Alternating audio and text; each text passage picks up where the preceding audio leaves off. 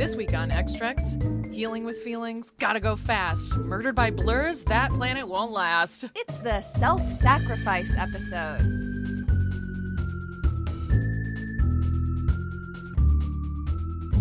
Welcome to Extracts, a podcast where we introduce each other to our fandoms one episode at a time. I'm your host, Erin Cline, an X-Files enthusiastic apologist. And I'm your other host, Stella Cheeks, a forever slut for Star Trek the original series. Each podcast, we pick 2 episodes that fit a cinematic theme, watch them together, and then record our feelings. Our theme this week is self-sacrifice. For this theme, I chose the Season 3 episode, The Empath, a.k.a. the one where Bones, Kirk, and Spock all try to die for each other. Oh, and there's also a girl there and some aliens. I don't care. It's a mid-script and an excellent triumvirate episode, so you know that I like it. And for the X-Files, I chose kind of a dark horse with Season 7's Rush. You probably don't remember this one. It's the one where a bunch of teens find a speed cave. Speed cave. Speed Force. That's where the Speed Force is. In the Speed Cave. All right. Anyway, you ready for digging in there, Mr. Spock? Sure. Get that ship out of here, Mr. Scott. Very well, sir. Scott out. Now for a quick-ish episode summary. The Enterprise is tasked with recovering the research personnel on Minara 2. Is that right? Minara 2? Minara the Second? Is that how you read that? You look at me like I fucking know. I don't know. I feel like every time I read a planet, it's like Talos 8. I feel like it's never 2. 2 seems lame. Minara 2. Well, like there's Taurus 4. What's the difference between 4 and 2? So Tarsus 4 sounds better than 2. So I think planets are named in the system from their central star yeah, outward. Minara is probably the star, the Minara 1, Minara 2. It makes sense. I don't know why Minara 2 sounds lame as hell. Yeah, right. Before their star goes supernova. Unfortunately, no one is responding on the surface, so the Triumvirate are forced to beam down and investigate. They find the research station deserted and full of dust. Scotty, as acting captain, warns the trio that the Enterprise is too close to the solar flares, so they're going to have to move for a while, so they're on their own. So, speed it up. We got places to be before the sun explodes. They watch a video of the researchers being transported to an unknown place via sound terrorism, which is real and scary. And oh no, my ears hurt. Boing, boing, boing, which is the sound of the transporter in this one.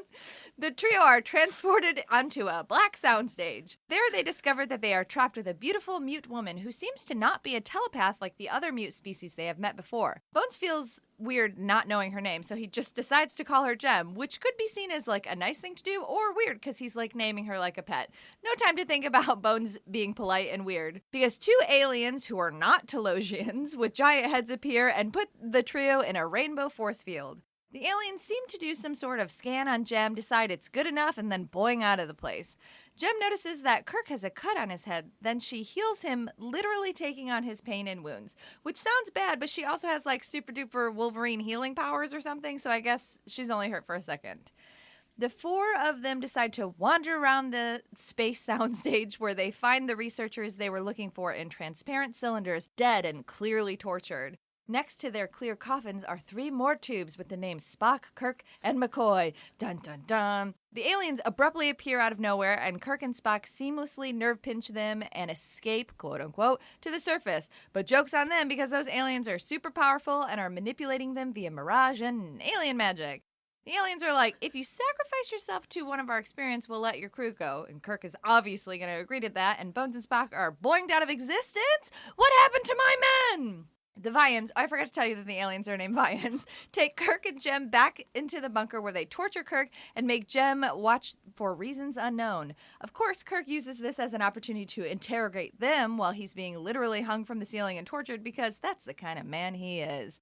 He doesn't learn anything and is told, if you live, then you will have your answer. Gem and a badly injured Kirk are transported back to where McCoy and Spock are being held in the force field. Gem tries to run away, but Bones begs her to help Kirk, and she does, taking all of his injuries, healing him at a great cost to herself. Bones postulates that even if she heals quickly, if she was to take too much pain, she might kill herself, which explains her reluctance to help. Spock tries to do some engineering magic with the stolen Vian device to find a way for them to escape, but before he can do so, the Vians issue a new proclamation. Kirk has to decide whether Bones or Spock is to be tortured next. Bones will definitely die, but Spock will only be driven insane. Choose wisely. Anyway, bye. The trio fight over who gets to sacrifice themselves to death, but Bones takes the choice away from them by giving them some secret sedation shots. Sneaky, sneaky. But before you're like, wow, that's unethical, Bones is tortured nearly to death, so he gets his. When Kirk and Spock wake up, they're like, God damn it, and use their device not to escape the planet, but to find their ding-dang husband. They find him, but unfortunately it's too late and he's on the brink of death. There's a really great scene where Spock and Kirk are holding Bones as he's dying, and boy, it fucking gets me in my feels. The Vians appear to ruin my vibes and put Kirk and Spock into a force field in an attempt to watch how Jem reacts to McCoy's injuries without influence. Kirk is very upset and asks the Vians why they are doing this little sadistic experiment when their damn sun is about to explode. The Vians finally explain that this is a test of Jem as a representative of her people. If she's willing to sacrifice her life for that of another, the Vians, who can only save one race from the coming supernova, will choose hers. Convoluted, but okay. She fights through her fear of death and attempts to absorb Bones' wounds, only to be pushed away because he's still a doctor, damn it, and he won't let her die for him. Spock observes that the force field reacts to resistant force and theorizes that total calm would dissipate the field, allowing them the opportunity to overcome the Vians. He's right, obviously, and they totally do, allowing Kirk to monologue at the Vians, pleading that Jem proved... What? He's right. Really funny. Come on. He's right, obviously. Allowing Kirk to monologue at the Vians, pleading that Jem has already proved her willingness to sacrifice herself, and she would have if Bones hadn't pushed her away. He accuses the Vians of lacking the compassion they say they care so much about, which proves to be a sound strategy because they return Jem and McCoy to full health, promise to save Jem's people, and then bounce. The Triumvirate return to the Enterprise whole and definitely more in love. Not all of Season 3 is bad. Cue me weeping. What did you think of this episode? I think I liked it. I think I would categorize myself as having liked it. I said several times where we were watching it, a huge part of why I liked it is it feels very much just like of a compilation of like iconic Star Trek like cultural touch points. Like there's the force field, there's Shatner having a lot of heavy acting, there's the flinging, there's Spock being like, I'm the one that can only figure out the science. There's Bones. I'm a doctor, not a coal miner. Like, it's just one after another after another. It's like a whole episode is packed with them. The iconic, like, Star Trek monochrome colors in the, like, triangles as they're walking down the hall is, like, a very like, if you showed someone that, they'd be like, that's definitely fucking Star Trek. Like, I just felt like there were so many moments inside of this that were like that I was like, I love this. I love that I recognize this stuff. But as a whole, like, this story is fucking stupid. Like, it's really fucking stupid. Yeah, who cares about what's happening in the plot? It's about them. Yes, and like that, I like that. I love this as a triumvirate episode. I feel like there were, like, when he was touching his skin, I was so like, oh my god, Spock is touching his skin. And like, this is season 3, so everybody else watching this also has that same context that like I do at this point, basically. I feel like it's measures up pretty close. And like, I don't know, there was a lot inside of this. I was like, this is great. And then at the end I was like, why did any of this happen? I don't know. I think I liked it. This episode was written by not a writer from the writers and crew. It's written by a woman named Joyce Muscat. She was working on a television script called The Answerer, which was inspired by a 1933 science fiction novel called When Worlds Collide, and also inspired by the ancient Egyptian custom of inviting a person to speak on behalf of another who's being judged. So she was kind of tinkering with this script already. And then I think Robert Fisher, who was like a screenwriter, saw the script, liked it, and was like, you should submit this to Star Trek. I think this has like a Star Trek-y vibe. And then, you know, Roddenberry saw it and they were like, all right, and Justman, I think, were like, we could do something with this. So she did like the bones of it, and then they like added, you know, the characters and stuff to it. And I love, there's a quote from her. When writer Joyce Muscat saw it, she said, when I saw it, there are a lot of changes, but the storyline of Jem learning something is the same, and the idea of the Stark setting and 4 characters interacting was still there. So I couldn't find fault with it, so I was very satisfied. That's great. But I like that she had such a solid structure, and they were like, oh, we could do something. And then they put like, I don't know how much was her or how much was the producers and stuff. They put so much good character work in it. I also found, so this episode was directed by John Erman, and he hated directing this because Really? Shatner and Nimoy specifically, I'm of two minds of this. He specifically was like, they kept saying, my character wouldn't do that. My character wouldn't do that. And I do think in a season 3, and if you're a guest director, I feel like it's a lot more common now. Like if you came into like Law & Order SVU season 28 and you told Mariska Hargitay to do this thing and she was like, nah, I wouldn't do that. I feel like you do kind of have to be like, okay, she does get kind of last minute say on that. But then there was also rumors that Shatner and Nimoy were like trying to one up each other and stuff. Meanwhile, DeForest Kelley was like, I liked this episode. I thought it was really good. I thought the sets were good. I thought it was compelling. And really, I had a great time. Well, they were just being dicks to each other. I mean, he didn't say the last part, but I get that there's like a lot of apocrypha of like Shatner and Nimoy like being at each other's throats. But I do think that like you come in as a guest director of a series, like there is some give and take. And all three of them did excellent character work in this episode, so I do think that they were right. I wouldn't disagree with you. I mean, that was one of the strongest things about this episode, right? Yeah. Is that obviously you picked it for self-sacrifice, but like it really does get to the core of their relationships with each other, and like you said, they emerge as a stronger unit at the end of it, and like. I loved the ending scene. I really loved the ending. On the bridge? Yes, because, like, whatever, divorce it from this Wish version Debbie Reynolds, whatever. I don't give a fuck. But, like, she was. I really thought that you were going to like her. No, I hated her hand acting. There's something about the way she moves her fingers that I was like, I hate this. I don't like any part of this. So she funny. was very well cast, and I understand why she was in it, but her face was way too similar to Debbie Reynolds, and it gave me, like, Valley of the Dolls almost. That's so funny. So, like, removed from her, at the very end, they have this scene of all of them on the bridge, and Scotty, who's there, like... Who's like, oh, let me quote the Bible without saying the Bible. I loved the, like, full interaction between all of them. You got to see, like, we emerge stronger through this. We have this understanding, and, like, seeing Bones and Spock, like, specifically address in moments of crisis, like, you've got great bedside manner, like, to see that, and then up on the bridge, see them, like, chumming around again was great. I really, really liked that. I just didn't like this woman or these aliens, like, at all. I mean, it's sort of like, so if, like, these aliens only have the power to save one of the planets, they have to, like, you know, do the math on who to do. They just, or what civilization to save. They just, like all aliens in Star Trek, go about it in the most convoluted, like, stupid way. I was curious because, like, I'm, you know, very into Star Trek and know a lot about, like, alien races, things like that. But I couldn't remember, they don't say her alien race at all. And then I was like, well, I don't remember this really coming up ever again. So I tried to look it up. And the only other time I found that this alien species was mentioned, it's called, Anjurwan is the name of the alien species. And it's the only other time I could find something from it is in a Voyager short story called The Healing Arts, in like a, you know, collection of short stories. And it's just that the Vians, they transported this alien race to the Delta Quadrant to save them, and which is why I guess nobody else in Starfleet would have run into them, because like the Delta Quadrant is 70 million years away or whatever. That's the whole point of Voyager, is that they get lost in a different quadrant and they have to like slowly trek their way home, which is a cool concept because like you get to make up new aliens and you don't really have to be, you don't really have to worry about continuity and stuff. You can be like, yeah, you're going to be a space lizard and you're going to do this. So it makes sense that to kind of like be like, this is the reason why these aliens never came back. It's like, because we took them out of this solar system and put them in a different quadrant. But I do like that somebody who was writing the story was like, what if we did that empath thing? I already found the book. That there's not more. Yeah, I'm gonna buy the book. I want to read this story. You had already bought it.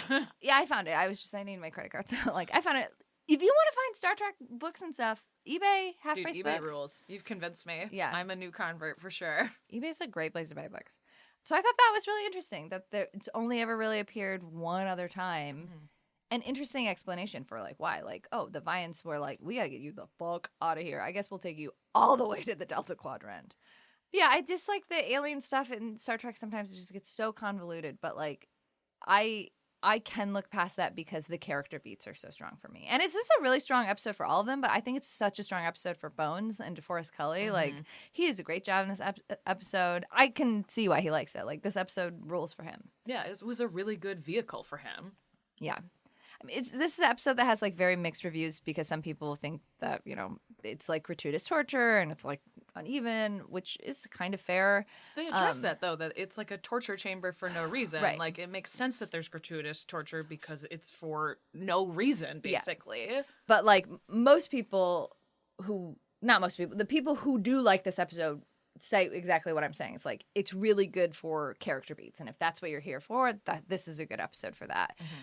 I think this is a fun fact. This is one of only 4 episodes where fans were able to sell scripts to the original series. One being from David Gerald, The Trouble with Tribbles. We talked about that. We've actually talked about all of these. Judy Burns, The Tholian Web, and then Jean Lizette Aristat, who did There Is in Truth No Beauty. I said it right this time. Hell yeah, you did. And All Our Yesterdays, which is the one that you were like, is this All Our Yesterdays? And I was like, no, it's not. It really felt like it. Well, yeah, I mean, the setup, I understand it's similar. It's like, this planet's about to explode. You got to get out. Also, we've descended into this room that's just filled with dusty cassettes. And, like, I literally expected them to walk into the next room and be in that big file library. It was just so similar. This episode was the second most watched episode of season 3 after the opener, Spock's Brain, which is fucking funny. It's a season 3 opener, and they were canceled, and so the fact that they came back, obviously everybody watched it, and then they probably were like, immediate regret. Spock's Brain is not amazing, though I don't think it's the worst episode. But it was never repeated on NBC in that summer because the torture scenes, a lot of people thought they were too graphic, and like a handful of other episodes like Miri and Plato's Stepchildren, it was banned in the BBC for like the torture scenes. I can totally understand that. Yeah. Also, there is something about the torture scene that seems jacked up because this is going to sound so weird, but you see so much of Shatner's armpit hair. He's in such a vulnerable position that they're like, literally hanging. Like, right, and so you get this like look of him you've never really gotten before, and it was very effective. Yeah, I thought the way that this was worded was very interesting. It says, in the UK, the BBC decided to cancel the scheduled December 1970 screening of the episode following the screening of Miri 2 weeks previously because they had received so many complaints from viewers. So Miri premiered, but then they were like, we'll never show this episode again. Which, because that episode, again, for people who don't remember, that was my worst episode. Because that episode was so bad and so offensive, then the censors specifically were like, oh, we gotta watch these more closely. And that's why more were banned, because they watched them more closely. And they were like, nope, that one has torture. I think when we did Plato's Stepchildren, that was also because of the torture element of it. And then they also banned Whom Gods Destroy, which we haven't watched yet, but that's like a mental institute. And they were like, there are no plans to screen the 4 episodes because we feel they deal most unpleasantly with the already unpleasant subjects of madness, torture, sadism, and disease. Oh, interesting. And those episodes were not showed in the BBC until the 1990s, I think 1994. Wild. Yeah. That's fucking wild. I think Whom Gods Destroy is an excellent episode. I'm so excited to watch that one. I love that episode. But yeah, so I think that's very interesting. I mean, totally justified to be like, fuck Mary, 100%. Especially to our desensitized violence, watching this, you're like, really? This? But like, they are being makes tortured. sense. Yeah, for sure. I mean, Bones is fucked up. Yes, absolutely. The list of things that Spock says is like his circulation system is collapsing. His and liver and his kidneys have already basically failed. I do love Bones being like, no, don't let her heal me. I'm not going to have her die because of me. Get out of here. Classic Bones. I love him. What a good man. I love Bones. Any other thoughts about this episode? One of the things that we did not talk about, which is another iconic series thing, is the pinch.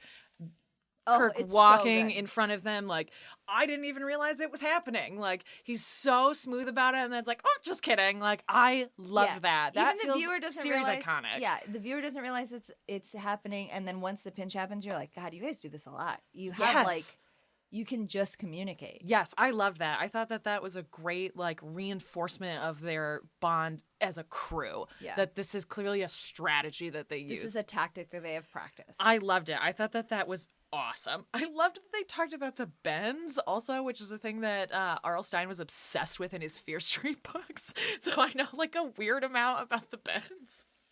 Anyway, I love funny that she can heal everything but the bends. Right? Exactly. Like blood, bubbles in your blood, way out of here. Absolutely not. Hey, maybe she doesn't have blood.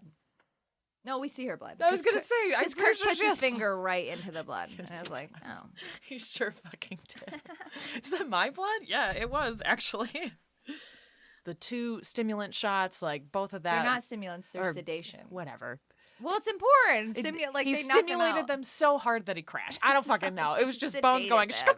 "Shka-choom!" He sedated. Whatever. I liked that. I thought it was great. The hypo shots. The hypo shots. I was convinced by the same way you were, Captain, by McCoy's hypo. It's like, yep, I bet that you were. By the I good bet. doctor's hypo. I don't know. I had some notes about why I was fucking confused about the test that they were doing on her, but it doesn't really matter. It's fucking stupid. All right, that's it. You ready for a synopsis showdown? I am. The love and compassion between the triumvirate helped to save an entire planet from extinction. A Peter Pan woman teaches aliens about emotions. They teach her about emotions. She's also teaching them about emotions because they're trying to learn her capacity for her self-sacrifice versus her own willingness to save herself. They're all trying to teach each other about emotions. The reason that they're brought the all humans, aliens. The reason why they brought the humans is because they wanted her to empathically get their compassion inside of her to then be compassionate. Whatever, it doesn't matter. Ready for it? Scully or Mulder, it's me. I guess. Scully, it's me. I am. Doesn't matter. Doesn't matter. That's the next segment. All right. The damage to the maxillofacial bones in the cranium is consistent with a blunt force trauma, but I'd say that Tony eats his Wheaties. Check out the back of his head. All right. Well, here's a episode summary, I guess. All right. Some teens are interrupted in the woods by cops, but then a mysterious blur beats the shit out of a cop with his flashlight and kills him fucking dead. Obviously, Mulder and Scully are called out because literally who else the fuck would you ever call about this? They question Tony, a teen who was there and whose fingerprints are all over the disgusting murder flashlight, but everyone agrees, except for the sheriff, that it would be impossible. Mulder is still convinced, though, that it and literally everything else has a paranormal explanation. He's usually right. Mulder and Scully go do some detective work and talk to Tony and the other sullen teens who, unbeknownst to him, were in the woods the night of the sheriff's death. Tony is released because the murder weapon mysteriously goes missing. The agents review the footage of the evidence locker and discover that a weird blur went by in the video. And of course, your girl Mulder is like, I'm gonna notice that shit. And can you believe it? That when they slow it way the fuck down, it's a solid shape wearing the school's colors? Oh shit! Then a teacher is brutally murdered by a table and a chair set. Then Mulder is like, you know what? This is definitely paranormal. Mulder's totally normal guess is that it's somehow the teens' hormones are causing them to go like superhero or whatever. Like, that's a thing. Right, guys? However, we shortly see that it's actually this weird cave in the woods, and when you step into this light that's in the middle of it, it like fucks you up super hard, but it gives you super speed powers that are caused by you vibrating really hard. Do they really even mention that in the episode? I don't know. Max, the one doing all the murdering and menacing and who is also the sheriff's son, obviously, suddenly collapses and is rushed to the hospital. Here is a list of all of the ails that this young bitch is discovered to have. Exhaustion, withdrawal, multiple concussions, muscle tears, skeletal fractures in his spine. Signs that his ability are killing him. Obviously that would happen to a human body. Maybe if they went to fucking class, they would have learned this. Okay. So Max's girlfriend, Chastity, eye roll, sneaks him out of the hospital. He takes his ass home where his dad has discovered the super obviously hidden murder weapon. And Max is like, okay, yeah, I did it, but also special attack! And like tries to kill his dad, but suddenly Tony is there and stops the killing, sort of. And Max whisks away, leaving the dad not quite dead, but also like the murder weapon is there. And so that is probably more productive work than this cop has done all fucking month. So apparently this cave juice is like limited. The teens are like, we need to get out there ASAP before the juice disappears. Unfortunately for Tony and Chastity, Max is also in the cave and knocks her the fuck out. Max gets his dad's gun away from Tony and is ready to speed beat him to death when suddenly Chastity awakes and shoots Max in the back with a gun, stepping forward in front of him to take the same bullet and keeping it from killing Tony. Tony winds up in the hospital, but seems mostly okay since his speed days were limited. Just kidding, he'll never be the same again. Anyway, a bunch of geologists look in the cave and are like, I don't know, bro. It's nothing super weird here, but we should probably Amatillo this shit up anyway. And so the cave is concreted, which Bones would be super delighted about. And there is once again no evidence or answer to the mystery. There is literally evidence, but it's not like hopeful ghost evidence. It's really unclear. The end. What did you think of this episode? I like this episode. You guys were like, these chains are boring, blah, blah, blah. I thought they were fine. And this, unlike the last episode we talked about, was narratively clear and played by its own rules. They introduced the speedster. And also as somebody who's like into comic books, blah, blah, blah, like everything that I said did come. I was like, I wrote in my notes, how many shoes does this kid have? And the fact that they showed his closet full of shoes, I was like, word. And I was like, this kid needs to be like eating more and fueling up and doing other things. Then his body was like, we need more sustenance, and also like we're gonna shut you down. And I was like, word, this is how a Speed Force works. Mm-hmm. I mean, the like speed light is dumb. Like, who cares? I also like Totally right unexplained. before they said it, they were like, we were all walking around and we don't know what it was. And I was like, oh, it's because you guys are too old. And then Mulder was like, maybe it's because we're old. And I was like, I understand the concept of this episode. Also, when I was watching it, I kept staring at Chastity, and then Bobby saw me staring at her, and he was like, that's Meg from Supernatural. I was like, that's Meg from Supernatural. Yes, correct. Okay, thank you. I thought she did a good job. I thought they were fine.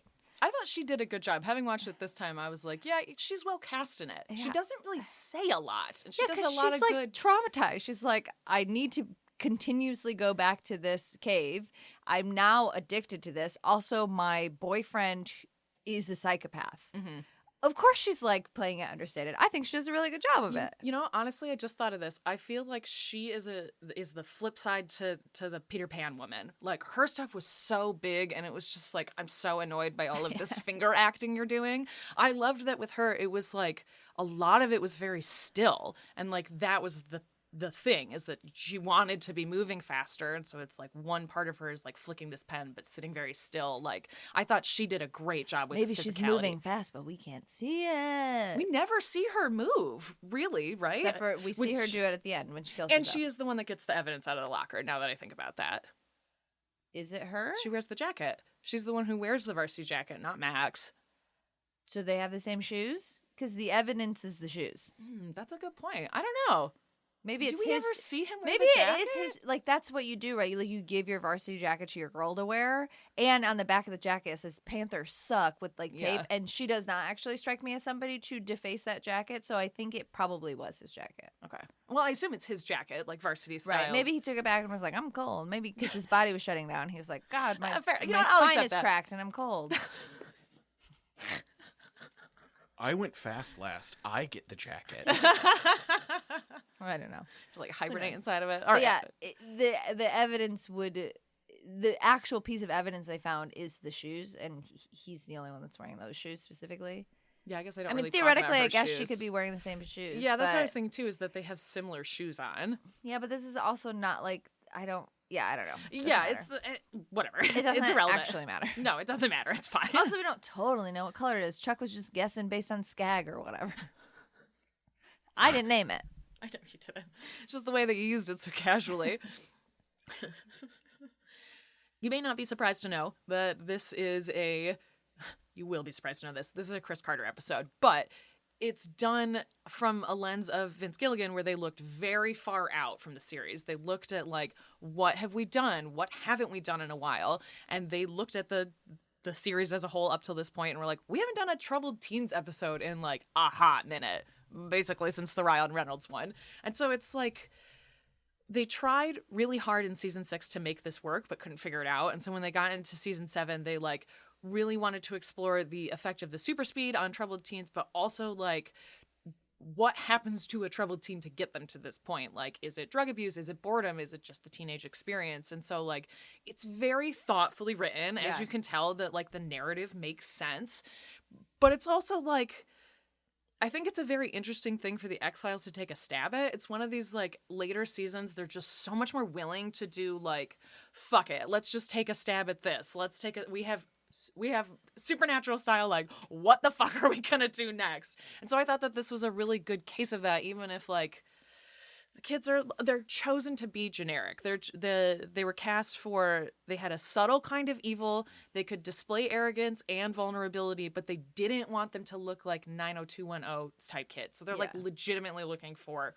kind of Kids. boring. Yeah. And like the problem is they're well cast. And so that's why it feels like, oh, fuck these generic bland ass kids. It's like, yeah, but that was the whole reason for this too. I think that they all did a good job. The more I watch it, the more I like Max. I think Max is. It's heavily implied that Max's dad, who is a sheriff, was abusive towards him. Yes. Which makes sense for his like troubled teen ways. And before he got the powers, he was delinquent. He had failing grades. I also think it really speaks to the fact that he like still cares what his dad thinks, because one of the first things he does when he gets speed powers is to find all the answers to the test and start to get good grades. Like, and it takes him a while to like try and kill his dad. At first, I said something about that, and you guys were like, no, like it would be such a fuck you to commit murders and then have your sheriff dad not know that you did it. Absolutely, yeah. Also, he's still a teenager. He's really fucking dumb. He's a speedster. He could have gotten rid of that flashlight, but he put it. It's like almost like he kind of wanted his dad to find it. I feel like I'm going to go ahead and say probably all of the cops deserve to die because LOL cops. But I do also think that it shows too, like you get power, you're already a little emotionally unstable. Like that teacher didn't deserve to die. That teacher was actually being a pretty fair teacher. Like, but like if you're having, you know, if you are emotionally unstable, or you're like, you know, Scully did the classic, like they're teenagers, they're changing, which is true. And like now we know within the rules of this universe that this type of speed magic or whatever only works on people whose bodies are underdeveloped. Like that makes sense. And his brain's not, like if your brain's not developed and you get superpowers and you are like traumatized from being like abused, and like he's kind of got that like shitty, like this is the first time I've ever really had power. Also implying if he has that varsity jacket that he was doing extracurriculars on of some sports kind. team. It could have been, I mean, you get a varsity check for a lot of stuff. Yeah, but so he was doing something out. So he was trying or whatever. So I think that, and then he like gets these powers and then gets to be the bad boy with power, you know, capital P power, not little p power, or vice versa. I don't know. I'm not talking about his speed power. I'm just talking about like power in general. I don't know. I think he makes sense. And I think the way that she's playing it, very like, I think all of them were good. And I think once again, X-Files fan critics are stupid.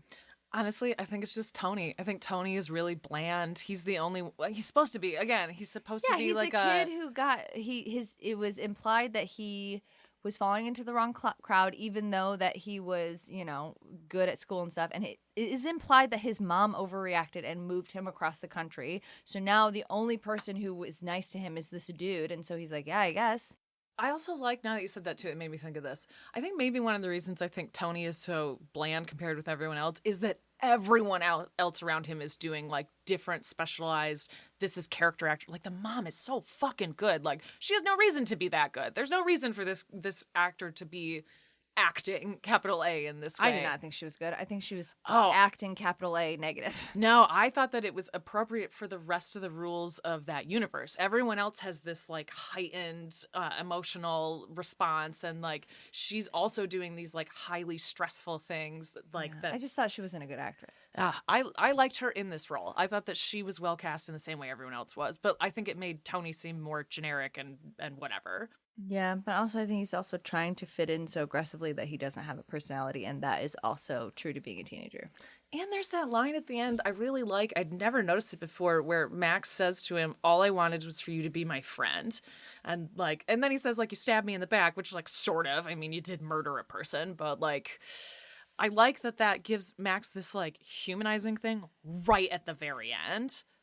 Yeah, and I mean, Tony only stabbed him in the back after he watched him kill a teacher in front of everybody. He was actually protecting him killing the cop. I was just going to say that earlier too, and I totally forgot about it. Like, it's funny. It's like the tip point into Chastity and Tony being horrified is when he murders the teacher. It's like, okay, well, this cop fucking deserved it. He was always kind of an asshole to everybody. He purposely made problems for the rest of us. He kind of had it coming. And then the teacher, it's like, oh, this is fucking horrifying. This is too far. It's both that he would do it and do it right in front of people too. That they're like, oh no, we have crossed a line forever and cannot come back from this. That scene is brutal. That teacher murder is brutal. They had to cut it because they had the impact of the chair originally in the shot straight on. I was glad that they didn't have it. The censors made them remove it, but then Frank Spotnitz later was like, it's actually much worse if you take out the impact shot because your brain will do much more horrifying things than what you actually would have. It's like Final Destination. You watch someone take a spike and you're like, holy fucking shit. And then it's like, okay, well, he did just take a spike to the brain. And then this, it's like, how does a chair hit a human? What part of him hit it? Like, your brain is just so much more open to it. yeah, Fox was like, oh, fuck, absolutely the fuck not. We are not doing that. This is really common now, but at the time it wasn't as popular. The speed effects are done by camera tricks of speeding up frame rates and slowing other ones down. The shot of Tony in the cave is 2 shots laid on top of each other, one of his body standing still, and then another of a stunt person doing the, like, head shit. How they get concussions, obviously. And they also used practical effects with the bullet at the end. They, like, wanted to make it both distinct, but also they, like, really thought about the way that it would actually look and work to have her come around and do it. And, like, that's just something that makes good TV that, like, you just don't see in the same way now because it's not as necessary or whatever. So I really like that. Also, it's nominated for an Emmy for Outstanding Visual Effects for a Dramatic Series and totally fucking earned it. Yeah. All the deaths, all of the, like, goo even is, like, a good practical effect. Like, they totally absolutely earned it. And then they also they were nominated for an International Monitor Award for Best Achievement in Visual Effects. Like, the team gets the accolades and they fucking deserve it.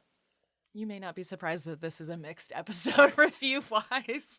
I think it's solid. Here are some of my favorite this episode was not very good quotes. Bland story filled with bland teens. The actors playing the 3 main teenagers were as generic as can be. Rush is hardly the worst of the X-Files. It's merely forgettable. Not brilliant. Moderately entertaining. A guest cast that mostly sucks. Which, like, those are all fair, but there are some positive things. People said it was sufficiently creepy and it had, like, really good character interactions between Mulder and Scully, which, like, this is season 7. They do have this rapport. Like, it does work well inside of this script. The characterization helped make it a more enjoyable entry into the rest of the season, too, which, like, people shit on season 7 now, but it's good. There are a lot of really good episodes inside of it. And, like, for this to be a mid episode inside this season is pretty good, actually. So, you know, ultimately it was just people just wanted Ryan Reynolds, young, dumb, full of cum, but, like, that was a campy version of what in this is a much more serious episode. This is a better episode than that episode. I absolutely agree with By you. far. Absolutely. At the time that was in the series, it made a lot of sense, but, like, we don't need it again. We need this type of troubled teen at this point in the series. I think it's worth noting contextually that, yes, this is season 7 of the episodes, and television critics had gotten to the point where it was kind of cool to shit on the X-Files at this point, too. So reviews that would have been in the B category are now like C and D because we want to shit on the show because we're all in kind of agreement that the show is on a downslope. So we want to seem like we all know that's what's happening too. So we're going to be more critical of it and more negative on it around this time. Dumb. Yep. Excellent observation. All right, that's all of my notes. Synopsis showdown. I dropped my book on the floor. Hold on. Teens find a magic cave that Mulder and Scully can't use because they're old. Teenagers get speedster powers and do nothing interesting with them. Youth is wasted on the young, etc., etc. Oh, good job. Yeah, like, I thought they were good actors, but they made boring choices. Like, as teens, like, if I got speedster power, I wouldn't murder people. I would be like, fucking run somewhere cool, or, I don't know, do something else. I will say one thing I did forget. I really liked that as the episode went on further and further, the makeup got darker and darker around their eyes. Like, they were constantly getting their nose, like, almost broken. So I just wanted to point out, I also thought that was an excellent part of this episode. Mm-hmm. Are you ready for Deep Throat's mission log? I sure am. Well, personally, I find it fascinating that with all their scientific knowledge and advances, that it was good old-fashioned human emotion that they valued the most. Starting with The Empath, first aired December 6, 1968. Let's talk more about our girl Joyce. Let's do it. I did some fun digging. So first to kind of extrapolate how this played out, Joyce was working on that television script, The Answerer, like you said, fresh out of UC Berkeley, was working as a newspaper reporter, was also working at a theater. Her employer was playwright and screenwriter Robert Fisher, who you mentioned. Yeah. He, working as her agent, passed that script up to Robert Justman, who passed it on to Fred Freiberger, and they were all like, A, this is supposed to be done on an empty soundstage with minimal actors. We love that. B, this is not a Screenwriters Guild writer, so we don't have to pay her Screenwriters Guild rates. And then something else that I'll mention later, having to do with the director, was kind of the perfect storm of this script getting produced for the 3rd season of this well and also cheaply. Joyce herself, her fandoms aren't just limited to submitting this script.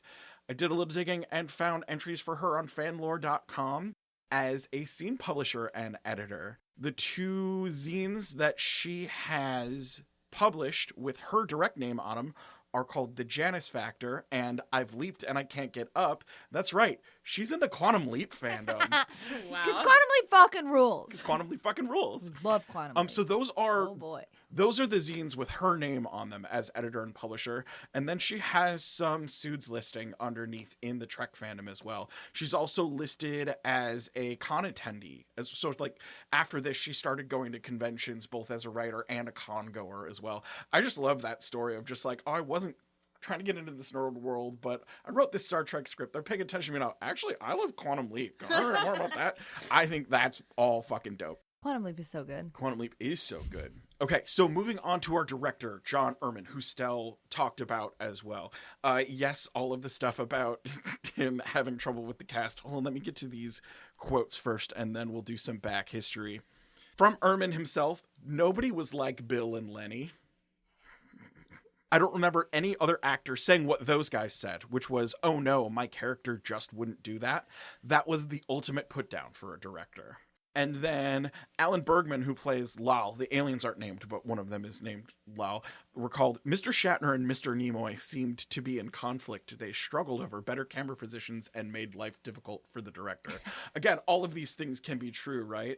Nimoy and Shatner could have been one-upping one another, and yet somewhere in there, they could also have been fighting for the sanctity of these characters that are their whole careers at this point as well. So, Erman was hired by Robert H. Justman after Justman worked for him on an Outer Limits episode named Nightmare. Nightmare features aliens who are torturing captured humans in a dark and minimalist setting. So not only do we get this script, but we know the guy who can do it. Yeah. I made jokes about it being a soundstage because it obviously is, but like I think it's very effective. I think it's very effective, and it makes sense that Joyce was working at a theater when she wrote it because it is very black box. Yeah. Mm-hmm. Oh, totally. I didn't even think about that. You're totally right. It's so actor focused. And to add on to those actor discrepancies or whatever, this episode was shot quickly because it was delayed by some of those textual arguments from Shatner and Nimoy, and also that DeForest Kelley was suffering back spasms at the time. Ooh. Yeah, and they were like, let's hang you from the ceiling. I was going to say, that's hard. They clearly weren't like actually hung, but like, yeah. They pushed back a day to make sure he was okay. This was the final episode shot by director of photography Jerry Finnerman, who we've mentioned on the show again and again. He was DP on every episode since the Corbinite maneuver, and just was a lot of how Trek looks and how Trek feels. His longtime camera operator, Al Francis, takes over after he leaves. But yeah, he's just a huge part of Trek. There's also a distinct music score for this. Everything very emotional, very intense. That was done by George Dunning, and by his word, it was the first time an electronic instrument, this was a Yamaha organ, which was like new technology from Japan at the time. It was the first time it was used for a Hollywood level film score. So somewhere in there is some technological advancement. And Jem's theme or underscore was used in several episodes through the third season after that. Scotty quotes the Bible, but like that's neither here That's nor what there. the parable of the pearl is. Yeah. I don't think it actually makes sense because the parable is the merchant is supposed to be like, you know, a worshiper or whatever, and the pearl is supposed to represent the kingdom of heaven, and then all of your stuff is obviously your worldly possession. So it's like once you find the pearl, once you find your faith, you can get rid of all of your other worldly possessions and like things that you care about because you found the thing that is like, you know, worth sacrificing everything for. I don't think that the parable of the pearl makes sense at the end, which is why I didn't bring it up. I think that he was like, oh, she was definitely, you know, a rare pearl. And I was like, who's giving up what? The parable doesn't work here. To me, that reads as a holdover from like the original script somewhere because they don't really quote the Bible a lot, and that seems like something Roddenberry would have put the kibosh on. Yeah. I think it only would have worked maybe from Scotty, which is who it came from, but still it's out of place. Yeah, and also like it feels clunky. Yeah. If you don't know that it comes from the Bible, he doesn't say, you know, from the Bible. He goes, oh, you never heard of the merchant and the pearl? Like that could be, you know, old Scottish, whatever, but it's not. It's from the Bible. Catherine Hayes plays Jem here. I'll talk more about her later, but I wanted to point out that scene where she like absorbs the pain and gets all of the boils on her body and then they slowly disappear. All of that took 8 hours. Just that transition took 8 hours as they applied the makeup and then lessened it and shot and lessened it and shot and lessened it and shot. Apparently she like was all for it and Dope. Good for her. laid there very still for like 8 hours like a champ. Without even access to podcasts. Tattoo project. Right. As I kind of mentioned before, the two of the aliens are named Thon and Lal, the Vians, as Stell said. We only know that because that's what they're listed as in the credits. It's not talked about in the script at all. And also to join another note with something I said a long time ago, Turnabout Intruder, which we were talking about, that body swap episode, what happens here is actually one of the things Kirk uses talking to Spock to prove that he's Kirk. Oh, okay.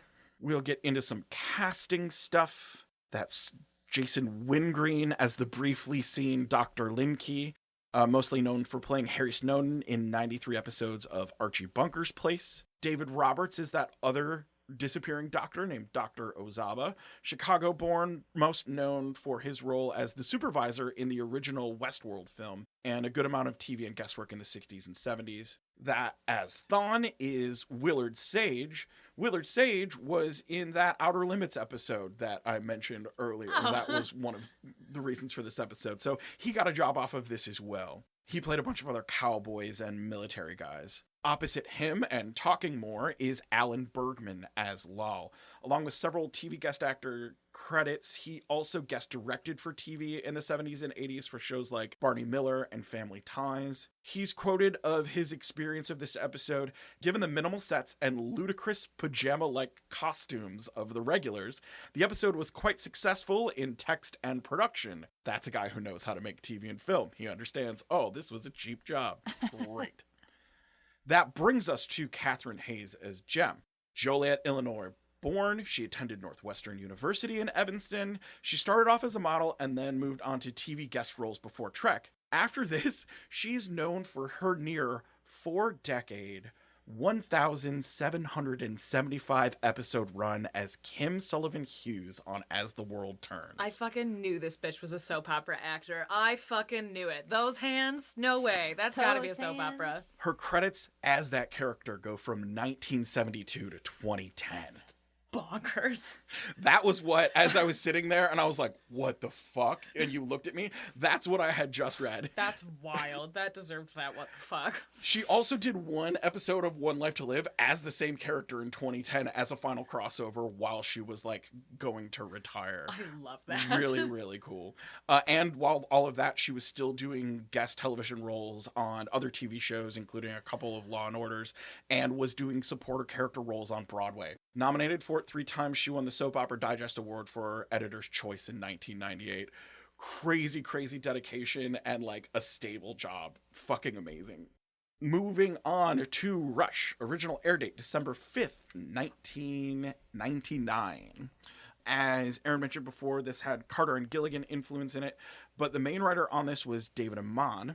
Oh, was it? I totally missed that. Yeah. That's my fuck up. Sorry. No, it's fine. It's listed as the 3 of them. Oh, okay. And I wanted to talk about Amon a little more because he does Terms of Endearment and Aguamala in 6, this in Chimera in 7, Invocation in season 8, and season 9 he does Hellbound and Release.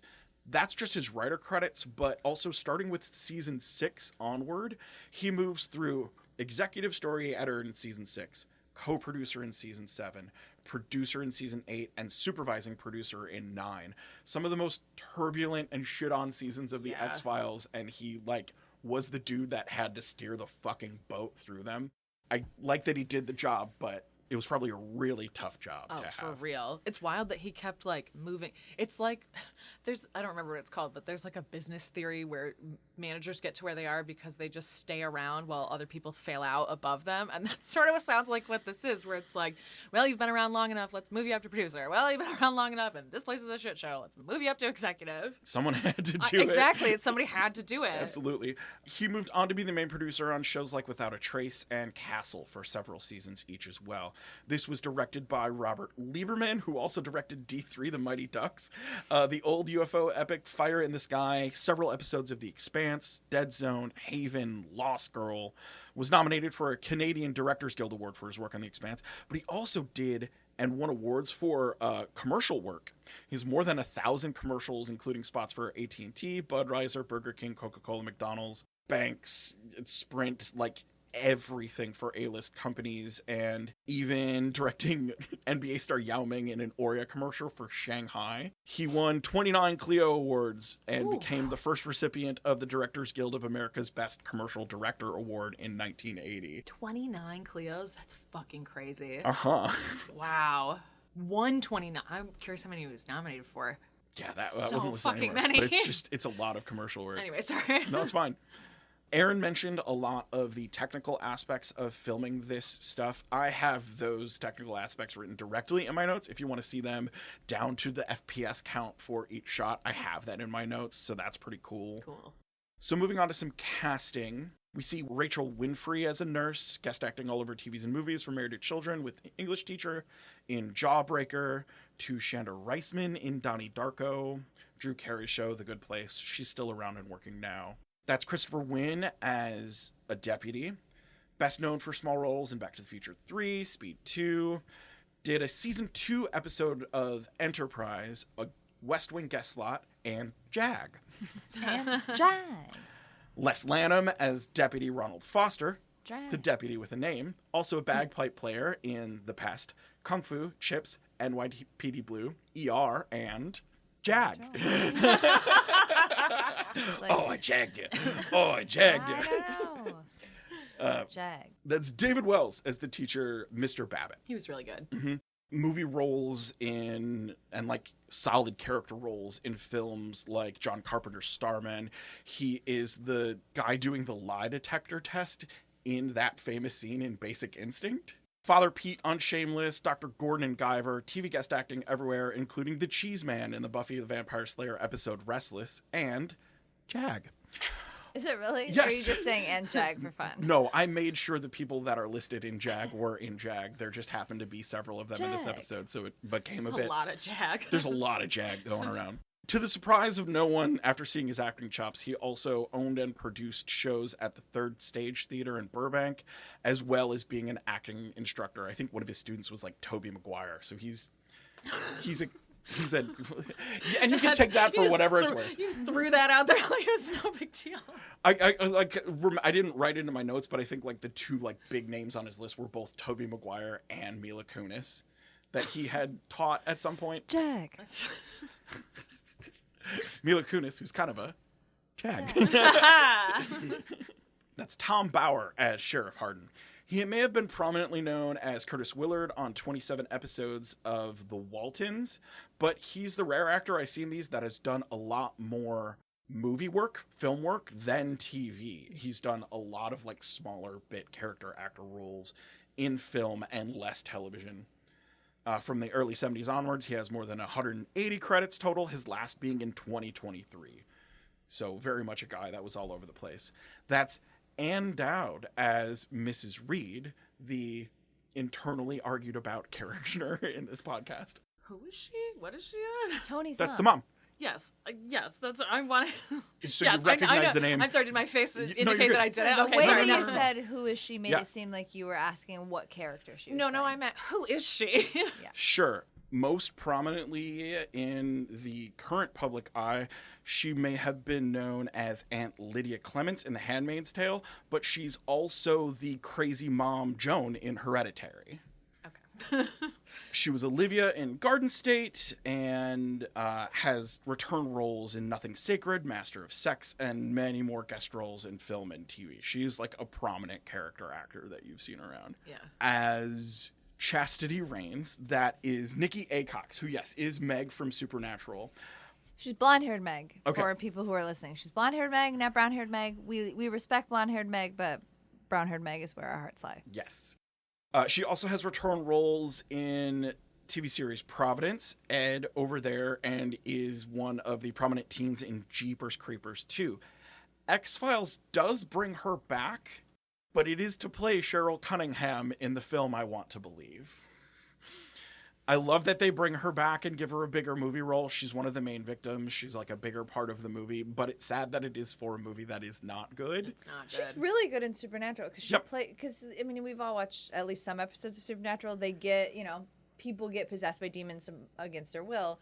She plays the daughter demon, quote unquote, of the main antagonist of the first 2 seasons, and so she's in a lot of episodes, whatever. But at some point, she died, or they exorcise the demon or whatever, and that girl lives, and then she comes back in later seasons, either as her or as honestly her ghost, because bad shit happens. Your life falls apart after you're possessed by a demon, and so she comes back and plays like a human and really takes them to task. You didn't save me, I was fucking tortured, and then you just left me, and she does a really good job at that.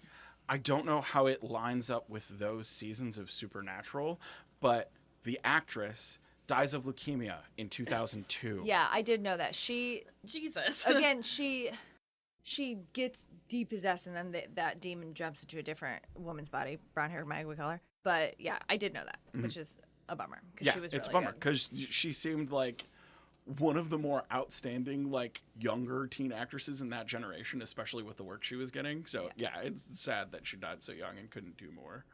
Moving on to Rodney Scott as Anthony Reed. Tony. This same year, he also plays David Cassidy in a Partridge Family TV movie. Obviously. Yeah, It works. Absolutely. My first note is this Zac Efron ass face. Yeah, exactly. Mm-hmm. He does 3 episodes as Will Krutsky on Dawson's Creek, and then 8 more episodes as the same character on a TV show called The Young Americans. I didn't know Dawson's Creek had a spinoff, so this was new to me. I didn't either. Yeah. Jack on the District, and then his last role was around 2011, where he face modeled and voiced Detective Ralph Dunn in the LA Noire video game. That's one of those video games that's basically a movie, and he plays the player character, your main character's partner. So he's throughout the whole game. He basically did a movie's worth of I wish Michael played that game. mocap and voice acting for that. And that brings us to Scott Cooper as Max Harden. Welcome back to the Chris Carter naming board. We're going to name our super fast, shitty villain Max Harden.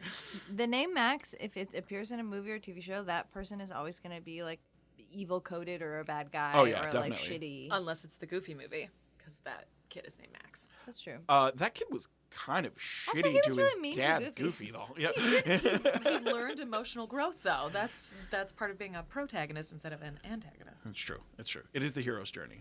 Eye to eye. Anyways, Scott Cooper as Max Harden. He has a few acting credits, but also some recent big motion picture writing, directing credits as well. Crazy Heart, which was a huge movie when it was released, Black Mass, and Full Circle Wise directing Gillian Anderson in the movie The Pale Blue Eyes in 2022. He is currently working on a movie called Deliver Me From Nowhere. It's a film based off of the Bruce Springsteen album Nebraska with an amazing cast and sounds like full-on Oscar bait. Cool. So good for him. See that if you're a Springsteen guy. I don't know if Nick listens to this podcast anymore, but Nick's probably going to want to see that movie. I'm not going to. He's going to have to see it by himself. All right, well. I'm not a Springsteen guy. Future Nick sitting in the movie theater crying about Bruce Springsteen's Nebraska. This one's for you. Well, you and I were both in there and nothing happened to us. We're still slow poking around. What if we're too old? All right, time for our overall thoughts. How did each of these episodes tie together? I mean, they're both self-sacrifice. Mm-hmm. The triumvirate want to sacrifice himself. Charity sacrificed herself. Also, you think it can be argued that Anthony is sacrificing himself throughout it to protect his friends, because he literally almost goes to jail, and is quiet about it. So I think that could be argued as well. Mm-hmm. We're at a part of the series where we fit the theme pretty well. The themes are kind of created for these episodes, and so I feel like they fit together very well. And I don't know, the X-Files one isn't necessarily a huge outside, there's the car crash and shit like that, but they are kind of inter-character dramas, both of them. All right, superfan questionnaire. As a superfan, would this episode be on your must-watch list? I don't know. Again, I don't know that I would put this on like I love this episode, but if I was introducing someone to Star Trek, I probably would use this or put this in the first, like, you should probably watch for the idea of what this looks like before you get connected to the characters. Like, I think I would use this as an example of that.